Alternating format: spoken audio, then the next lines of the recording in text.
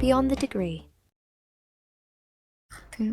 За hi guys. За hi guys, өнөөдөр бит хоёр story time юмнаа. Yes. Бидэнд иргэн тойрны маань хүмүүсийн хэлсэн ярьж өгсөн. Тийм бид хоёр Паянгууд байна. олж мэдсэн. Тийм түүхүүд байна. Тэгээд яг төгсөх ангиас одоо мэрэгжил сонголттой холбоотой ч юм уу те. Тэгээд эсвэл нөгөө их сургууль руу шилжиж байгаа энэ үеүүдэд ямар паянгууд гарсан. Тиймэрхүү хөгжилтэй түүхүүдэд хуваалцсан хүмүүстээ бас баярлалаа. За тэгээд нэгээр яриад явъя. За эхлэе. За чамаас эхэл. За гарчин марч байхгүй шүү дээ. За эхэллээ. Явсан. Эргээд бодоход 12 дугаар анги гэдэг миний амьдралын хамгийн хар дарсан зүйчиг үе байлаа. Математиктэй гайгүй хідэн бодлого боддог байсныг минь ээж аав хоёр маань суу тухаантан гэд андуурчихсан. Намайг яг ямар мэрэгжил сонгохоо мэдэхгүй тархиа гашилгаж суухад манай гэрт өдөр болгон дайн болдог байв.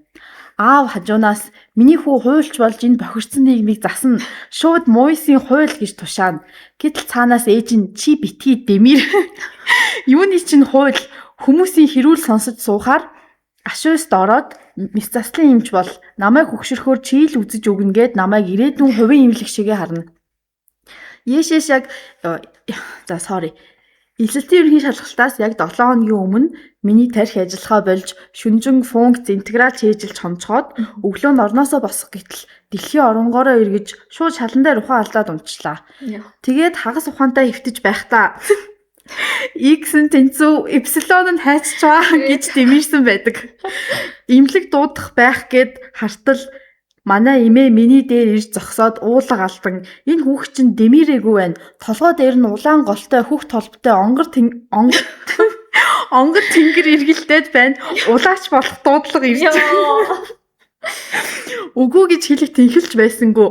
Тэгэл намайг шууд машин руу шидээд Хинтээ аймгийн нэгэн гүнд байдаг нутаг усандаа догшин хайрхны хүүхлуус нэрээрээ алдарсан хүчтэй бөө ахын даваачлаа.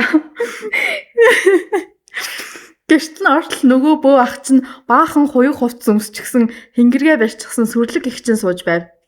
Намайг харангуутаа хингэргээ дүн хийчихсэн нүдэн хөлсөө цуулан гүлрлөө. Би ч дотроо. За ингээд сургуульчгүй юучгүй хөдөө хингэрэг нүдэд үлдэхэндэ гэж үгтлээ айсан. Гэтэл нөгөө бөө ах гинт тоолгоогоо бүгдүүсгэж чангаар Хүмүн чиний толгой дээр маш их тоо харанхуй манан харагдаж байна. Тэнгэр чамд хилж байна.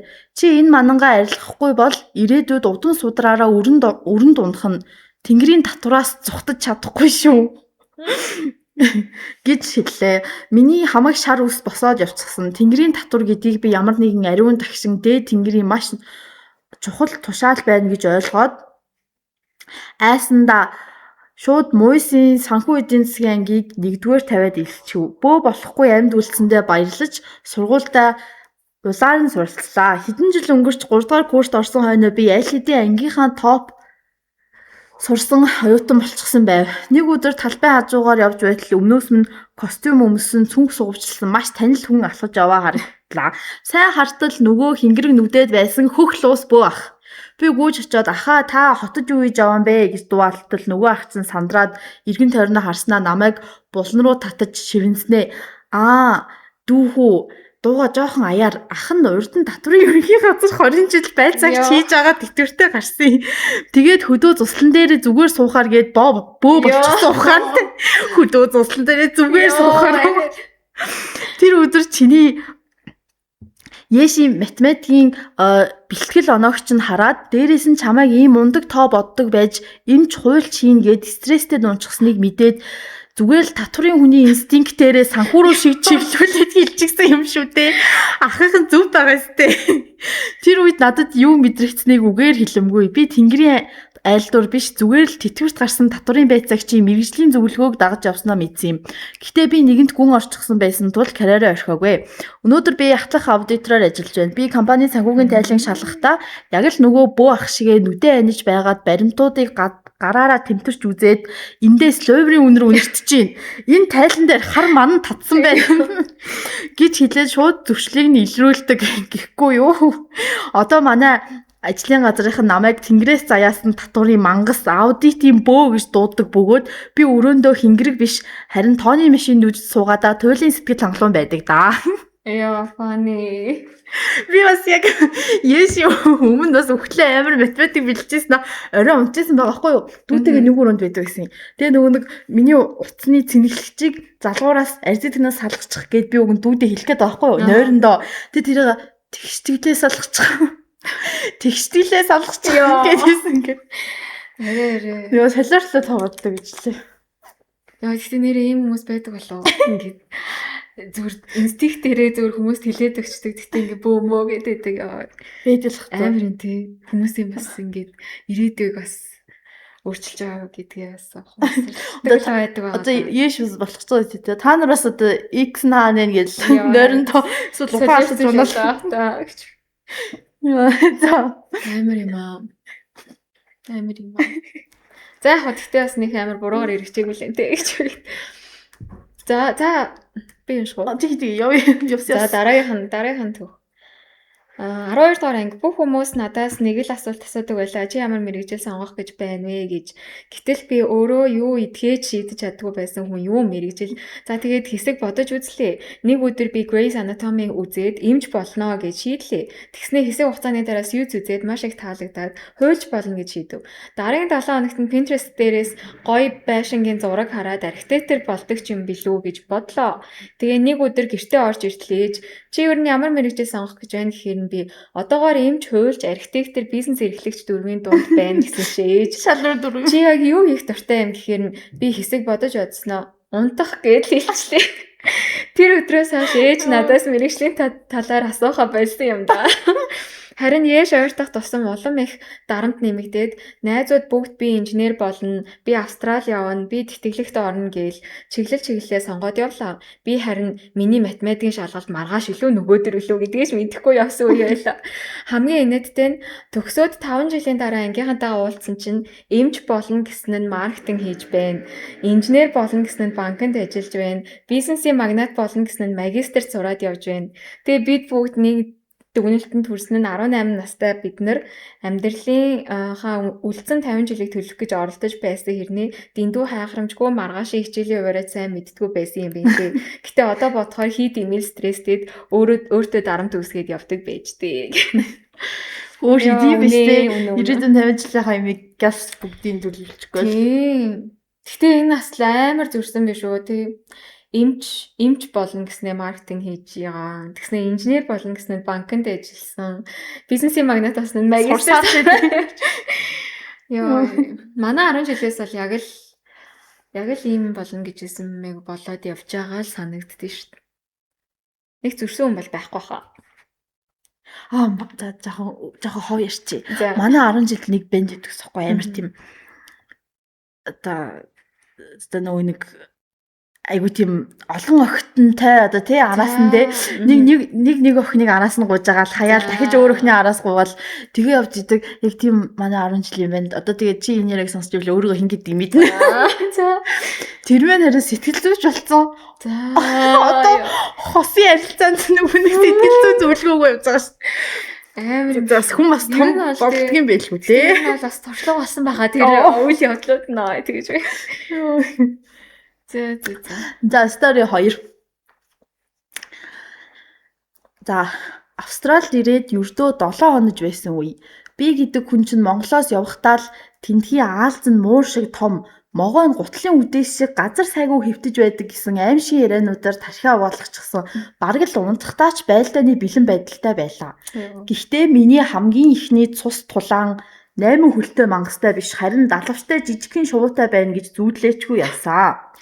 Тэр өдөр хавар цаг эхэлж байсан уран дулаан өдөр байв. Би хичээлээсээ тараад саяхан нэг хямдхан авсан хуучин дугуйгаа унаад хотын гудамжаар дотор байрлууга. За ингээл Австралид оюутан болцдог байжээ гээл дотроо омогшиж жавхлангийн Монгол омогшил аялаад явж байлаа. Йоо. Орой нар тасаад моддын навчис шаржигнаад яг кино. Гэтэл гэнт толгойн ард амар чанга пат хийх чимээ сонсогдов. Яг л хин нэгэн араас гүйж ирээд алгадаад авчих шиг л болсон.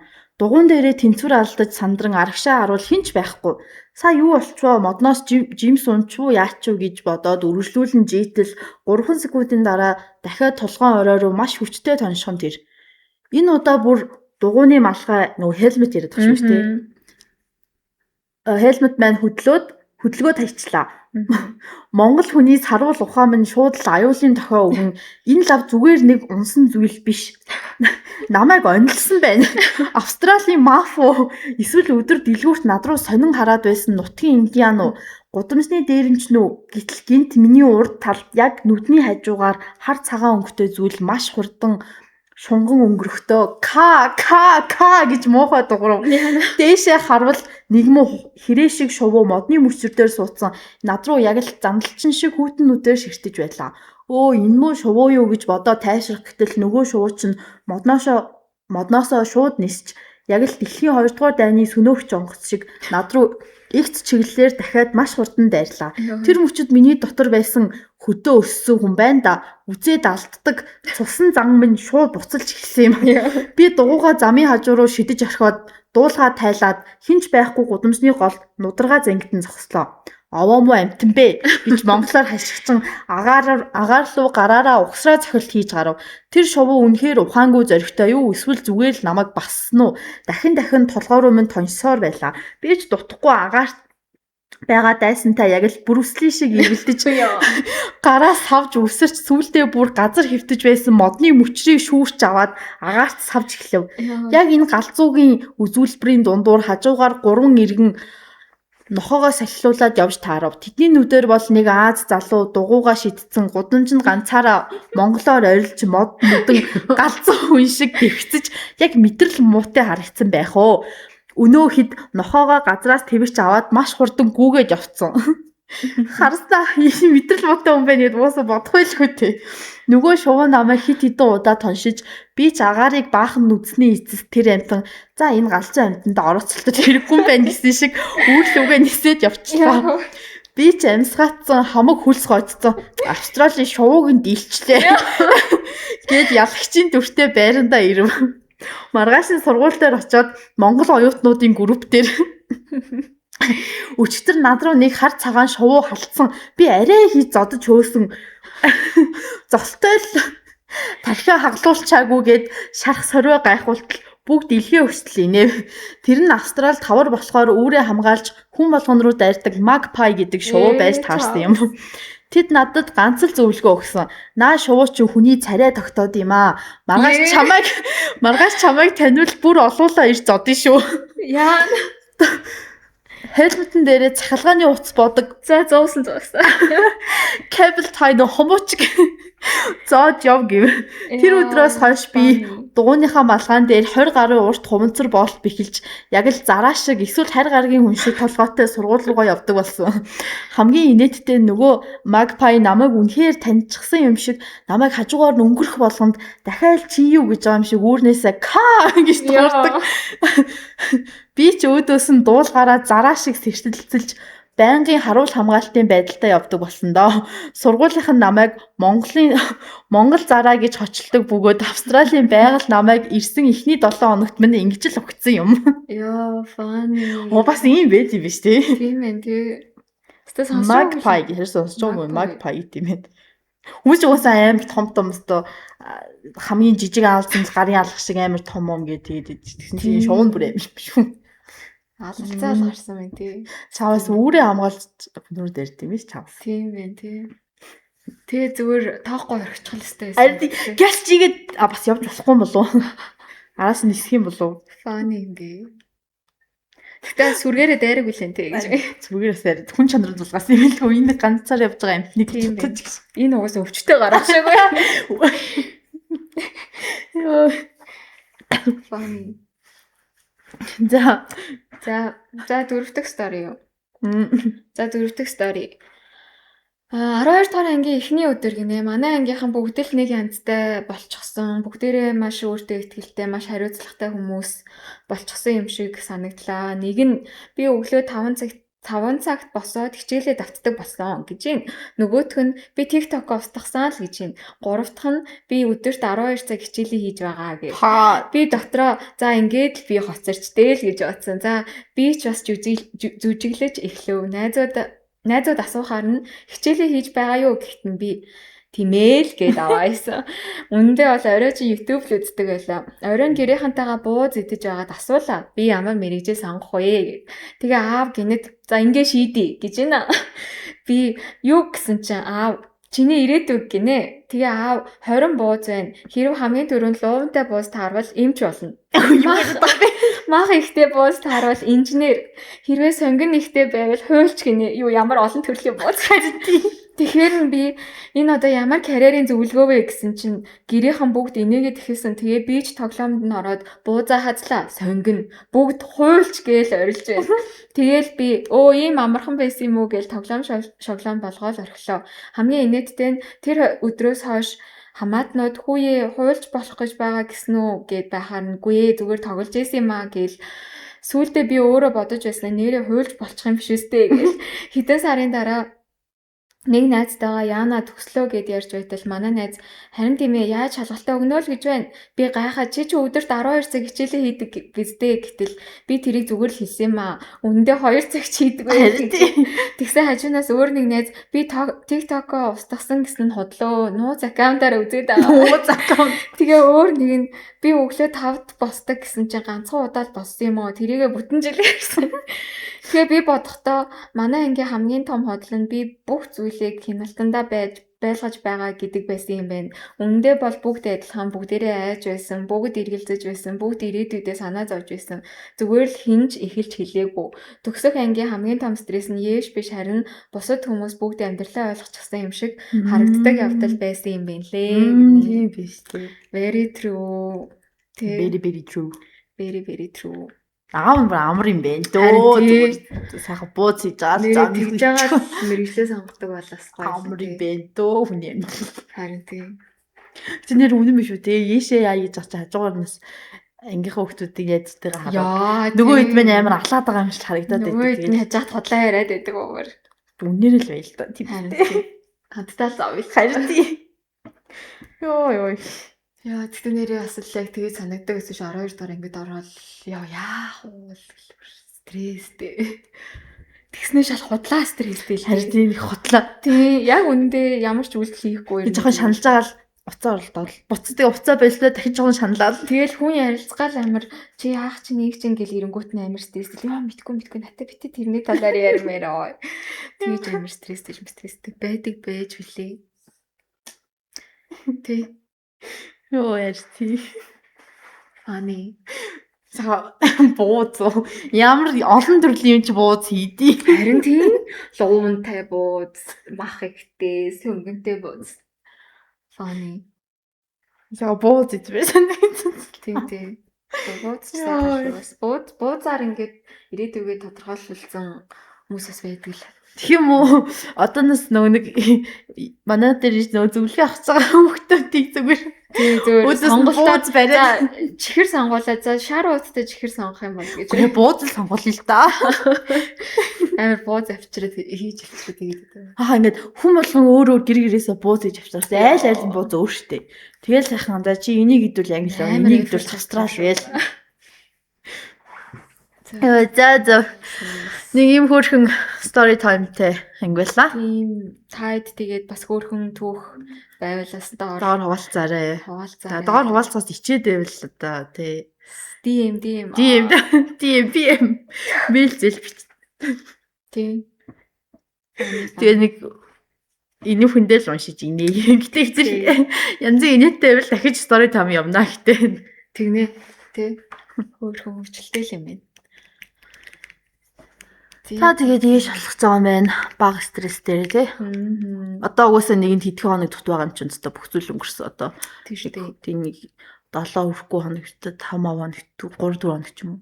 Тийм хэдхэн хоног амар ухаарсан юм. Өмнөх шөнөөс угаад угаасаа чиний толгойд нэрээ. Өстө жинхэнэ өнөг тэгштэглээ салгачих X нь хаана байна гэж хийгээ шүү.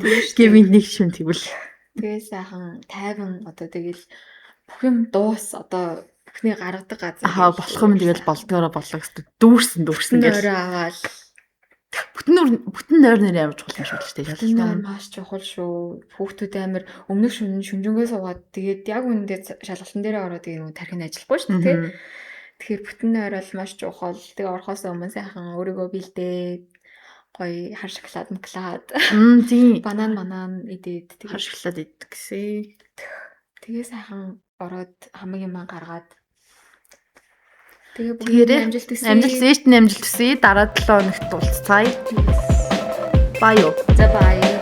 Bye.